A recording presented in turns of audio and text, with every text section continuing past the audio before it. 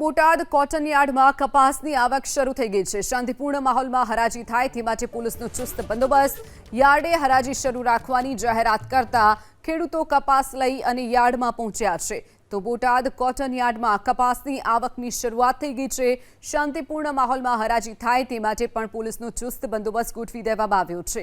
યાર્ડે હરાજી શરૂ રાખવાની જાહેરાત કરતા જ ખેડૂતો પણ પોતાનું કપાસ લઈ અને ત્યાં પહોંચી રહ્યા છે। વહેલી સવારથી જ ખેડૂતોની લાંબી કતારો પણ જોવા મળી રહી છે।